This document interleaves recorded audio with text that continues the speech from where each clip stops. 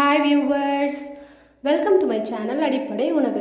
இந்த வீடியோவில் நாம் பார்க்க போகிற ரெசிபி ரொம்ப இன்ட்ரெஸ்டிங்கான ஒரு ரெசிபி, மாங்கொழுந்து துவையல்.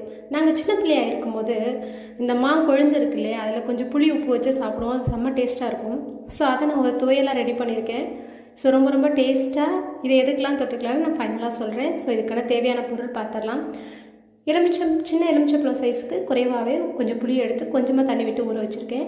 மாங்கொழுந்து எடுத்திருக்கேன். மாங்கொழுந்து இந்த கலரில் இருக்கும் இல்லையா, ஸோ இந்த கலரில் இருக்கிற அந்த இலைகளை மட்டும் எடுத்துக்கோங்க. பச்சை கலராக மாறின இலைகள் வேண்டாம், அது கொஞ்சம் முத்தி இருக்கும், அது டேஸ்ட் நல்லா இருக்காது.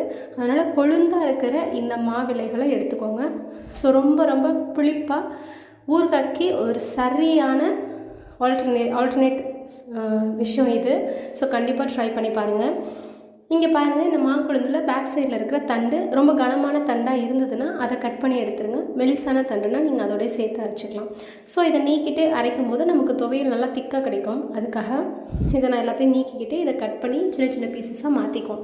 இது நாங்கள் சின்ன பிள்ளையாக இருக்கும்போது வீட்டில் யாருக்கும் தெரியாமல் திருட்டுத்தனமாக இதை செய்வோம். ஏன்னா அப்போ புளியெலாம் சாப்பிட்றது உடம்புக்கு அன்ஹெல்தி, பச்சையாக சாப்பிட்றது அப்படின்னு சொல்லுவாங்க. அதனால் இதை சாப்பிட விட மாட்டாங்க. நாங்கள் யாருக்கும் தெரியாமல் இதை போய் பறித்து சாப்பிடுவோம், நான் எங்கள் கசின்ஸ் எல்லாம் சேர்ந்து. ஸோ அதனால் இதை வச்சு நான் ஒரு துவையல் பண்ணலாமே அப்படின்னு ஒரு ஐடியா. ஸோ அதனால் இதை நான் எக்ஸிக்யூட் பண்ணியிருக்கேன். இது பார்த்திங்கன்னா கூழ், எல்லா வகையான கூழுக்கும் பழைய சாதத்துக்கும் செம்ம ஆப்ட் காம்பினேஷன்.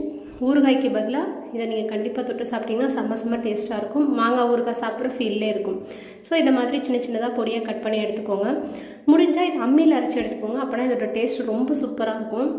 நம்ம இப்போ அம்மி யூஸ் பண்ணுறது இல்லைன்றதுனால நான் கொஞ்சம் அதிக அளவில் எடுத்து மிக்ஸி ஜாரில் அரைச்சிருக்கேன். நீங்கள் இதை அம்மியில் அரைக்கும் போது அதோட டேஸ்ட் வேறு லெவலில் இருக்கும். கண்டிப்பாக ட்ரை பண்ணி பாருங்கள். ஸோ இந்த மாவிலையோட கொஞ்சம் உப்பு, நான் எடுத்து வச்சுருந்த புளி அதில் சேர்த்து இதை நல்லா பேஸ்ட்டை அரைச்சி எடுத்துப்போம். அவ்வளோதான். ஸோ அரைச்சி எடுத்தாச்சு. நான் சின்ன தாளிப்பு கொடுத்துருக்கேன். கடுகு, உளுந்தம் பருப்பு, கருவேப்பிலை, வரமிளகாய் போட்டு ஒரு தாளிப்பு கொடுத்துருக்கேன்.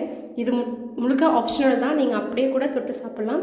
தாளிப்பு கொடுக்கும்போது நமக்கு எக்ஸாக்டாக ஒரு ஊறுகாய் சாப்பிட்ற ஃபீல் கிடைக்கும். அதுக்காக நான் ஒரு தாளிப்பு கொடுத்துருக்கேன். இது எல்லா வகையான கூழுக்கும் சூப்பராக இருக்கும்.